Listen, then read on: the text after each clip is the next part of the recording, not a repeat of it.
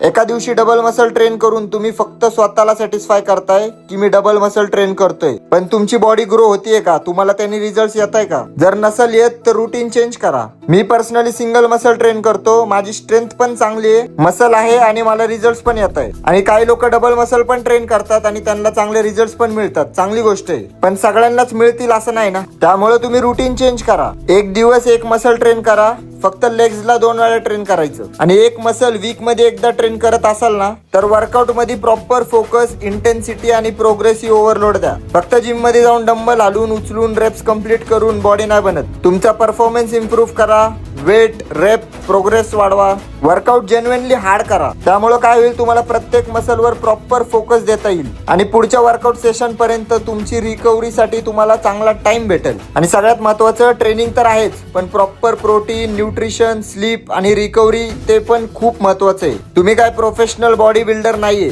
त्यामुळे मी सांगल दुसऱ्यांचं रुटीन कॉपी करू नका. तुमची रिकव्हरी कॅपॅसिटी बघा, तुमची लाईफस्टाईल बघा आणि तुमच्या ट्रेनिंग एक्सपिरियन्स सुद्धा बघा. पूर्ण वेगळं आहे. छोटा मसल जसे की बायसेप, ट्रायसेप याला कधी मध्ये 2दा ट्रेन केलं तरी चालेल आणि ॲप सुद्धा ऑल्टरनेट डे ट्रेन केलं तरी काही प्रॉब्लेम नाही. आता शेवटी मी तुम्हाला एकच गोष्ट सांगल, ब्लाइंडली कोणाला कॉपी करू नका. तुम्ही सिंगल मसल करा किंवा डबल मसल करा. तुमच्या बॉडीला जे सूट होतं, ज्यातून तुम्हाला कन्सिस्टंटली प्रोग्रेस मिळती, तो रुटीन तुम्ही फॉलो करा. आणि खूप वेळापासून तो रुटीन फॉलो करता आणि एक्सपेक्टेड रिझल्ट नसतील येत, तर रुटीन चेंज करून बघा. आणि सांगायचं म्हटलं तर खूप काही गोष्टी आहेत, सगळे मी एका व्हिडिओमध्ये नाही सांगू शकत. त्यामुळे मला फॉलो करा. मी असेच फिटनेसचे मोटिवेशनल आणि रिअल टिप्स तुमच्यासाठी देतच असतो.